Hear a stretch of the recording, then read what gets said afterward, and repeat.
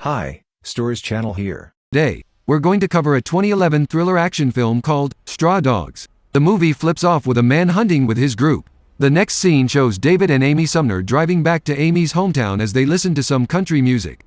They're greeted by the locals as they stroll the streets of Amy's hometown. They both stop at a diner to get something to eat. They discuss David's mustache and joke about some food items when Charlie comes in to check on Amy. She introduces David as her husband to Charlie and they discuss the nature of David's work. Amy says David was a writer. The waitress comes with the bill and they settle it. Just then, David stands up to get a beer, leaving Charlie and Amy to talk.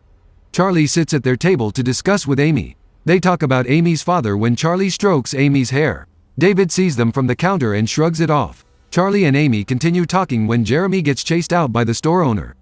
By the counter, Coach Milken and a local cause a scene, and Charlie comes and splits them apart. However, the coach keeps making the scene until he's forced to go home. Outside, David and Amy walk to their car when they see Jeremy in their car. David shouts at Jeremy, but Amy handles the situation also with the help of Charlie.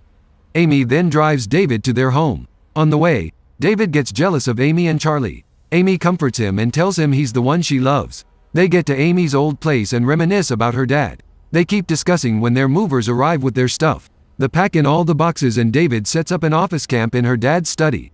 Amy comes in and sees her dad's stuff on the floor. She checks out other parts of the room as David types on his computer. As they discuss, Amy goes to the chalkboard on the wall and changes the year 1943 to 1944. She then goes to sit on her dad's chair and they get a jump scare from the family cat. The next day, David wakes up to loud whirring and music from outside. He checks out the source and sees Charlie and his boys repairing the roof of their garage. David climbs up to meet them and tell them to come 1 hour later on the next day. Charlie and the boys agree and David leaves them to their work. Later in the day, one of the boys named Beck comes in to take a beer from their fridge. He helps himself and discusses with David, who's in his office camp writing. Amy then walks in and talks to Beck. He responds warmly and leaves shortly after. Just then, Amy helps herself to a treat in the fridge and tempts David. Although David explains how uncomfortable he was with Beck entering their house uninvited, Amy tells him he has the right to do anything he wants since it's his house now. David then goes to talk with Charlie at noon and explains he doesn't want any of his friends entering his house uninvited. Charlie says he understands and invites David to hunt with them. David refuses to go with them, saying he has to write. At the bar, there seems to be a party going on and the boys play pool. They discuss Amy and her husband, David. Back at their home, David and Amy play chess when things get hot and they enjoy themselves.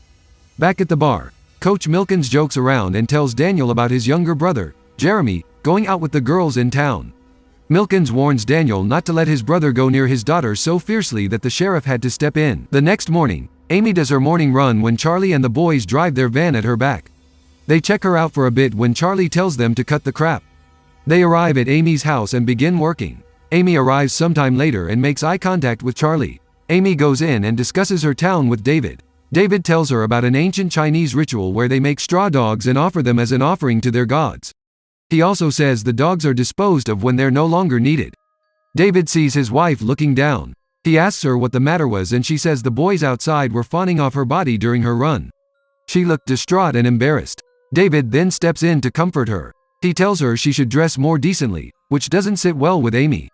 She then goes to take a bath. Amy stops in her tracks and tells David that she dresses for him and David says she doesn't need to. Amy gets angry and shows herself to Charlie and the boys from a window. Charlie stares in disbelief as he tells his boys to crank up the music. Their loud music disturbs David, who's working on his writing project. After their work, they check out David's car and admire it. Just then, Amy stares at Charlie from some part of the window and he stares back at her. David also looks up but she's already gone. The boys move on with their cars and David goes to town to get cell reception. During the drive, Charlie and his boys play a prank on David which nearly lands him in a road accident. Luckily, David gets to town safely. In town, David calls his colleague, Aaron, and gets cut off in the call due to bad reception. As he sits down on the ground in frustration, he notices a scene playing out in front of him. Janice, who is Coach Milken's daughter, meets up with Jeremy and his dog to say hi to him. Almost immediately, Daniel comes out of their joint and sees Jeremy talking to the coach's daughter. He scolds his brother and tells him to stay away from Janice. David sees the misbehavior and ponders on it. Just then, the mechanic tells him he's finished with his car and David goes to the bar. David orders his usual when Mitch, one of the boys, introduces himself to David. They discuss football and apologize for the accident some hours earlier. Mitch then invites David to the football game that weekend. David says he's going to be there with his wife and leaves the bar after paying for Mitch's drinks. The next scene shows most of the town in a church. The pastor leads the congregation in a sermon and some prayers when David walks out of the church to get some air. David sits in his car and falls asleep. Charlie comes looking for him and asks him why he went out of the church. David says he doesn't believe in religion and the concept of Christianity. Charlie mentions that he shouldn't feel too big for God. David reluctantly agrees and says he believes the part of the Bible which says, "Thou shalt not covet thy neighbor's wife." Charlie then asks what happens if the neighbor's wife covets you. Amy joins the party and goes home with David. During the football game that Friday, Amy's old friends and coach's 15-year-old ask her why she's so different. Amy says she's been fixing the house all week. Just then, David joins in on the fun and chuckles with the gal group. Charlie and the boys arrive on the pitch. One of them joins the group and caresses his pregnant wife, who turns out to be one of Amy's old friends. Jeremy also joins the party and greets Janice. Janice responds by blushing. Just then, Coach Milken steps in and beats up Jeremy. Amy steps in to stop the coach from touching Jeremy. Charlie and David also step in to stop the quarrel. On their way to the car, David scolds Amy for throwing herself into the fight. She gets surprised at his behavior and principles, when Jeremy could have passed out from the bullying. Later that night, Amy watches some series on TV when David opens their wardrobe and sees her cat hanging with their clothes. He sits down on the bed looking afraid and Amy checks things out herself. She stares in disbelief and starts wondering who could have done such a thing. While pondering, she opens a wooden slab on the floor, unlocks a safe. The next morning, Amy tells David to find out who finishes off the cat from the boys. David reluctantly agrees and asks Charlie to come into his house to help him open a bear trap. All the guys come in and help him open the bear trap when Amy comes in to serve beer to the boys. Everyone takes a bottle when she calls her cat. She then asks the boys if they've seen her cat, to which they say no. Charlie then invites David to hunt with them the next day, as there is a special hunting season the next day, and David accepts the invite. The next day, David goes out with the boys but with Charlie absent. He asks why and the boys say he'd be there with them shortly. Amy goes out on her morning run as the boys reach their destination. David then discusses with the guys as they progress through the foggy woods. He then tells them about the death of their cat when Charlie appears and says it could be a coincidence. Later on, the boys leave David alone in the fog. As he tries figuring out their location, a bullet flies across him. He falls down and a buck runs past him. The boys come to apologize and ask David if he knows where the buck went. David says he doesn't. In the next scene, Amy takes a bath after returning from her morning run. As she dries herself up, there's a knock on the door. She checks out who's at the door and sees Charlie there. He forces himself in and makes himself at home. Amy tries to accuse him of taking out her cat, to which he denies. She then tries to chase him out of the house politely and he says he's not going. She then asks him what he wants. He came closer to her and forced himself on her. Meanwhile, David is in the woods tracking a young buck and finishing it off. Back at Amy's home, Charlie finishes himself off and one of his boys takes his turn on Amy, also forcing himself on her. Charlie's guy also finishes himself off and they both walk out, leaving Amy on the floor, crying. Just then, David comes out of the woods and tries to stop a ride. However, the sheriff stops to check things out. The cop drives David home. At home, he sees his wife on the bed crying when he says her friends abandoned him in the forest.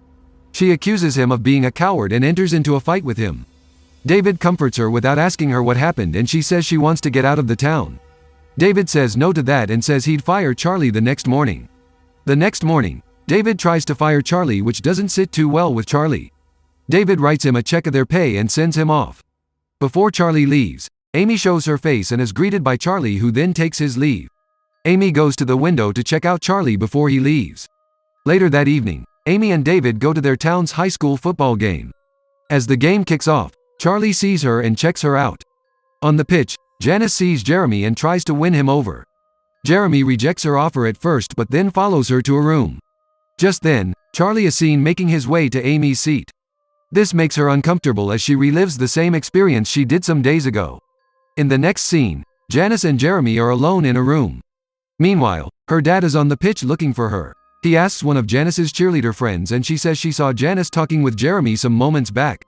Coach Milkins then runs off to find them. Amy, on the other hand, struggles with reality as Charlie keeps staring at her, making her remember the horrible experience she had with him. Coach Milkins later enters the basketball court and nearly catches Janice and Jeremy.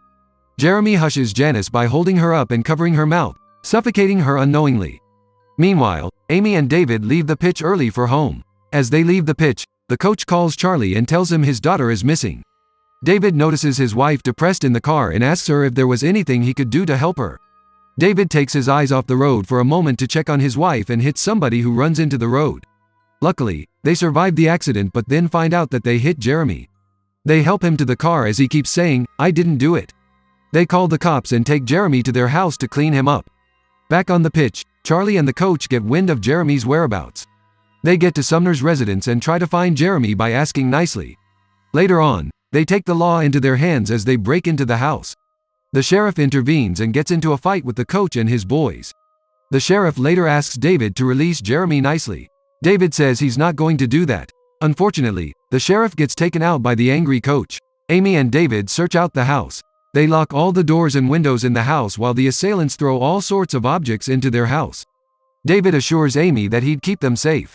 David and Amy get the bear trap and set it at the entrance. He then tells Amy to go upstairs with Jeremy and eliminate anybody that's not him. Amy goes forward with his plan. David then puts some oil on the fire. Outside, the boys try desperately to open the steel door. Charlie steps in to destroy David's car and keeps shooting the steel door. One of the boys breaks open a window and tries to break in. However, David picks up a nail machine and pins the guy's hand to the wall. The guys outside start a fire inside the house and break some more windows. Coach points the danger inside the house from a broken window and David pours the oil on the coach. David puts out the fire on one of his curtains and listens to the coach screaming in pain outside in pain. He then puts on some music and waits for them to attack. Charlie gets surprised and decides to attack him. They try to ram the door when Amy attacks their car. David goes upstairs and tells Amy to stop and goes back downstairs. The boys break into the house and start looking for David and Amy. The coach searches for David but gets taken out by David, who was hiding in the dark. David also takes out another one of Charlie's guys and faces Charlie himself. David and Charlie are about to take it out on themselves when they hear Amy shouting upstairs. They both go upstairs to see one of Charlie's guys trying to force himself on Amy again. They stop him this time around and continue their fight. Charlie beats up David and tries to take him out when Amy threatens Charlie from behind. Charlie leaves David and David gets up to place the bear trap on him. This eliminates Charlie instantly. David just walks off while Amy stares at who she married. David then walks to the living room and stares at the bodies of the coach and his boys like he was admiring his trophy. The movie ends as David walks outside and stares at the burning house and the cops arrive on the scene. Thanks for watching.